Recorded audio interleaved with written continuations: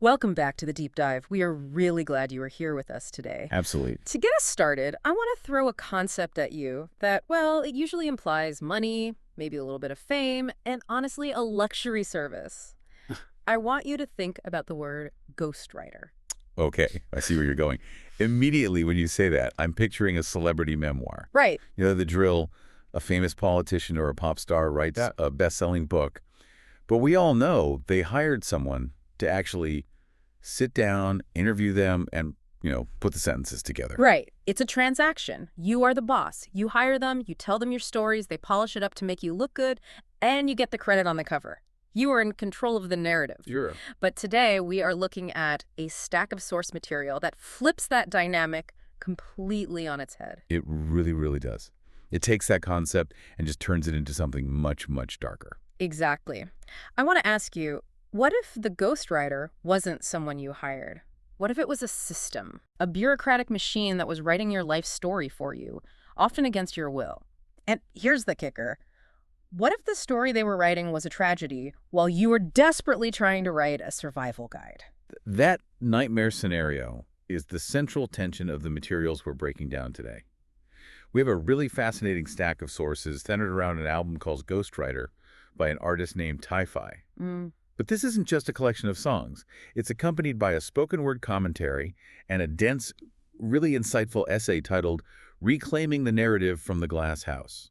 And I want to be clear right off the bat, we are not doing a music review here. No. I don't care about the chord progressions or the production value today. We are here to talk about surveillance, psychology, and the sociology of identity.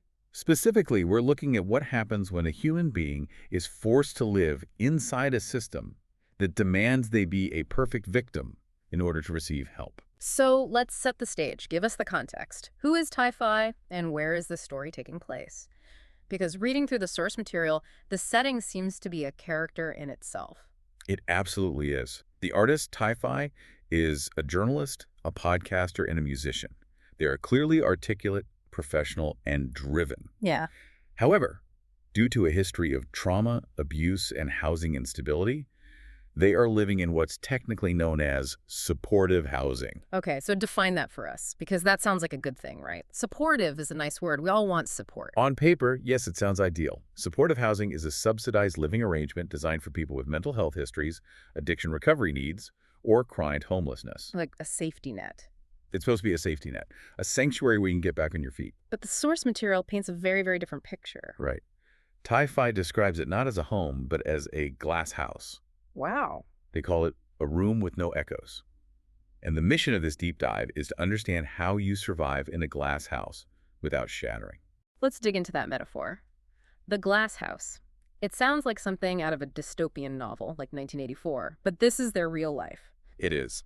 In the title track, Ghostwriter, the lyrics describe someone sitting in the dark, whispering stories to cracks in the air. That is, honestly, it's unsettling. It's deeply paranoid, but what the sources make clear is that in this context, the paranoia is justified. Okay. In a supportive housing environment, you are constantly observed. There are counselors, case managers, and support staff whose job is to track your progress. And these are the ghostwriters. Exactly. Think about it. These staff members carry clipboards, they write care plans, they take notes on your daily behavior. They are literally scripting a narrative about your life that goes into a permanent file. Ti-Fi writes that they trace a vision you can't keep and write in shadows long and deep. So the ghostwriter is the case manager. That is such a wild reframing of social work. Yes, and the conflict arises because the story the case manager is writing is often very different from the story the tenant is living. I found this part of the notes really striking. The artist argues that these care plans, which are supposed to be these helpful roadmaps for recovery, actually function as a narrative cage. How does a plan become a cage? It comes down to interpretation. In the song The Muse, there's a specific line, "A ghost spins words like a silver lock." Ti-Fi feels like the muse for the case manager's report, but not in a romantic, artistic way. It's more like being a specimen in a jar. Precisely. You have to remember, the staff is trained to look for pathology. They are trained to look for risk. That is their job. Of course. So everything you do is filtered through that lens of what is wrong with this person. The source material gives a really specific, uncomfortable example of this. Ti-Fi talks about sharing their art. Right.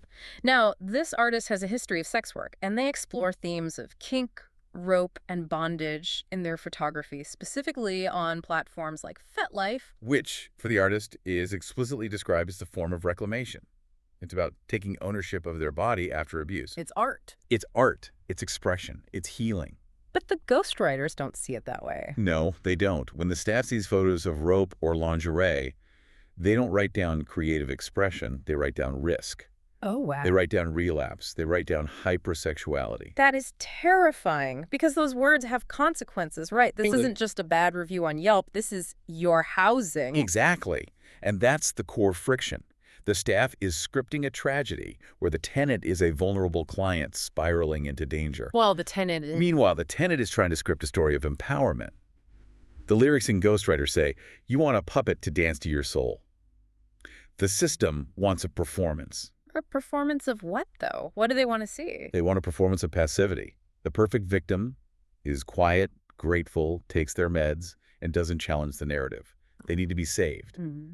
But Ti-Fi is pushing back. They're saying, "I am the breath in the song that you sing." It's a reminder that without the human being, the case file is empty. The ghostwriter has nothing to write without the subject. This brings us to a term that I know you were excited to unpack.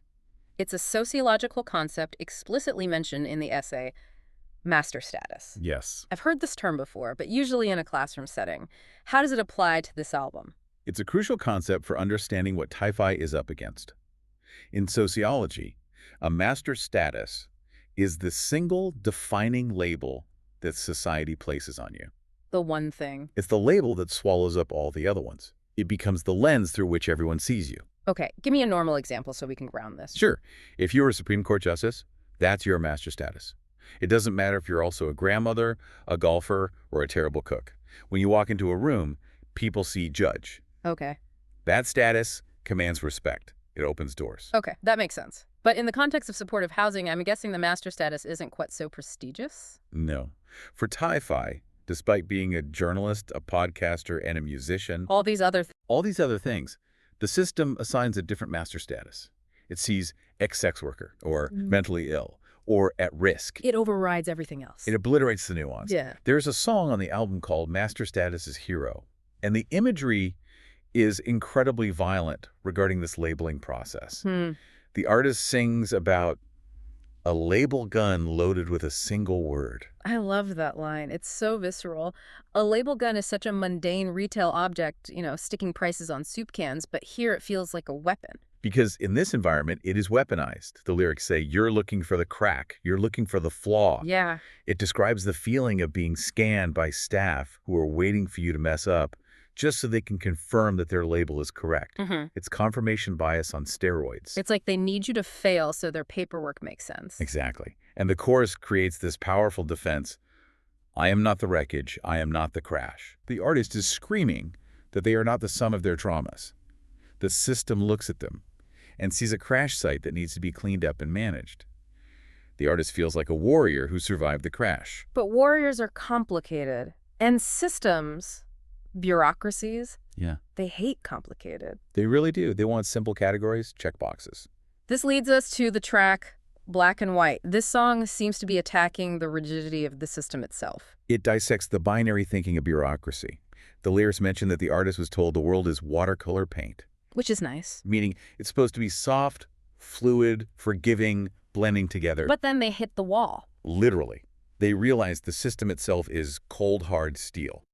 In supportive housing, you are usually categorized in one of two ways. Okay. You are recovered, which means you are chaste, quiet, and following all the rules. Or you are sick, which means you are promiscuous, loud, or non-compliant. There's no middle ground. Not in the paperwork. And there's a lyric here that I think is one of the most profound observations in the whole text. Ti-Fi sings, "The gray is the furniture. The black is the wall." Unpack that for us. That feels important. The gray is the furniture. Think about a room. The furniture is the stuff you actually live in. Okay. It's where you sit, where you rest, where you have conversations. That's the gray area of life. Our complexity, our contradictions, the fact that you can be sad and happy at the same time. But the black. The black is the wall. It's the structure holding the roof up. The system is built on black and white rules. Oh. Ti-Fi is arguing that true humanity resides in the gray areas, the furniture, but the support system has no architecture for that. It only cares about the walls. It only cares about the boundaries. That is such a heavy realization. It's ironic, isn't it?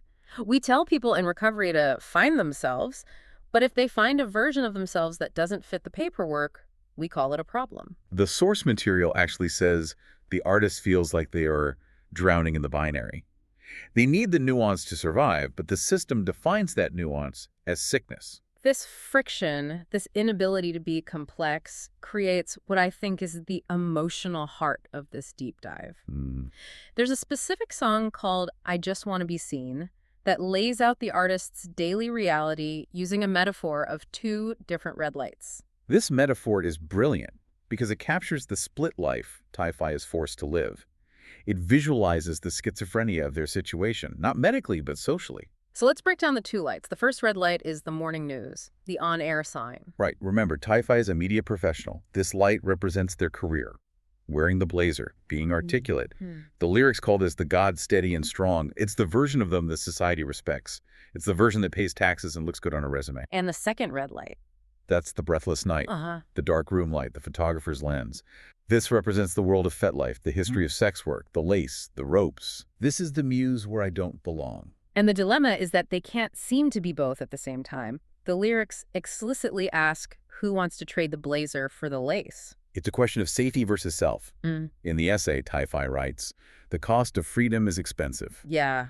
To keep their housing, to stay in the glass house, they have to hide the lace. They have to repress the kinky or sexual side of themselves because, as we established, the system sees that as risk. So they have to hide the perfect executive to avoid looking too independent, but hide the muse to avoid looking too sick. Exactly. It's a trap. The lyrics ask, why do I have to marry the lover to save the career? It's asking, why are these things mutually exclusive? Why can't I be a professional journalist who also has a kinky side? In the real world, maybe you can. I mean, plenty of people have private lives that don't match their LinkedIn profiles. Sure. But in the world of supportive housing, you don't have a private life. You have a case file. Right. If they wear the blazer, they are safe but silenced. If they wear the lace, they reclaim their body but risk eviction. That is exhausting. Just hearing about it is exhausting. It's a beautiful trap, as the song says. You get a roof over your head, but you pay for it with your identity. You become a character in someone else's book. So the big question is, what do you do? Do you just submit? Do you let the ghostwriter finish the script and write the end? Well, judging by the tone of the album, I'm guessing the answer is no. Definitely no. This is the turning point in the narrative. We need to look at the track. Watch me now. I love the energy shift in this song. It starts with the protagonist in the corner in the back. Which is where they felt they belonged initially, trying to stay invisible. If you're invisible, the ghostwriters can't see you, so they can't write you up. But then the leather jacket comes on. I wore my jacket like a shield against the crowd. That leather jacket is a powerful symbol here. It's armor.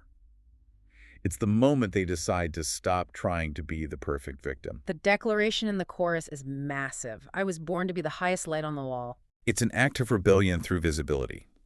Ti-Fi is essentially realizing, okay, you are watching me. You're tracking my internet usage. You're reading my posts. Fine. Then I am going to give you a show. It's a total power move. It is. They start posting the photos. They share the articles. They say to the staff, you can watch to critique me, or you can watch to witness me, but I am going to shine either way. Yeah. Instead of shrinking under the surveillance, they amplify themselves. They force the ghostwriters to transcribe different story. But, and this is why I appreciate the source material so much, it doesn't end with a Disney moment. They don't suddenly move out into a mansion, quit the program, and solve all their problems. No, and that's crucial. This is a grounded story. The final track we need to talk about is Ambivalent Soul. Ambivalent is an interesting word choice for a finale. Usually you want triumphant or certain. But ambivalent is the victory here. The song acknowledges that the conflict isn't fully resolved. Ti-Fi still lives in the housing. Right. They're still standing where the river splits. The lyrics describe the heart as a compass with a broken needle. That image is heartbreaking, but also hopeful. Think about a compass. If it works perfectly, it points north. It follows the rules. It points in one direction. Right. But a broken needle, it spins. It points everywhere. It points to the way out and the way back in. Tie-Fi is saying that their heart doesn't follow the straight line the case manager wants. And the takeaway seems to be about learning to live in that spin. Yes, it's about embracing the ambivalence. The artist sings about loving both the fire and the rain. It's a rejection of that black and white binary we talked about earlier. Tie-Fi decides to stand in the sweet space in between. So they are the ambivalent soul. Not fully compliant, but not fully reckless, just human. Exactly. And that is the ultimate victory against the ghostwriter. The staff wants a simple character, a victim to save, or risk to manage. By being ambivalent, they're being complex, the artist becomes unwritable. They become their own author. They become the architect of the open page, as the album description puts it. It's alchemy. That's the word used in the text. Alchemy is the medieval process of transmutation, turning lead into gold. Here, the alchemy is turning the trauma of being watched, that feeling of the glass house, into the power of being seen on your own terms. I just want to be seen. It's such a simple desire. But as we've learned today, it's incredibly complicated when you're in a system designed to manage you rather than know you. It really forces us to rethink what support looks like. Does support mean keeping someone safe in a box? Or does it mean helping them build a life that's big enough to hold their blazer and their lace? That is the big question. And honestly, it makes me think about how this applies outside of supportive housing. Oh, yeah. Because most of our listeners probably don't live in this specific type of facility, but the psychology feels universal. Oh, absolutely. This isn't just about social work. We all deal with ghostwriters to some extent. I was just thinking that. We have societal expectations, bosses, parents, partners. People who think they know who we are and are constantly trying to script our behavior. Oh, she's the quiet one. He's the responsible one. You can't do that. It's not on brand for you. That's not what a good mother does. That's not what a professional looks like. Yes. Exactly. Those are your ghostwriters. They are whispering stories to the cracks in your air. They are holding a label gun to your head. They want you to be the master status they assign to you. So as we wrap up this deep dive into Tie-Fi's Ghostwriter, I want to leave the listener with a challenge. We talked about the glass house and the label gun, but let's bring it home. Who is holding the pen in your life right now? Who is writing the care plan for your future without consulting you? And more importantly, are you brave enough to do what Tie-Fi did? Are you brave enough to fire them? It's scary to put on the leather jacket, to act out a character, to break the needle on the compass. It is. But are you willing to face the blank page alone? Because as the source material says, the space in between, that gray area, is sweet. It's where the life is. Thanks for listening to The Deep Dive. We'll see you next time.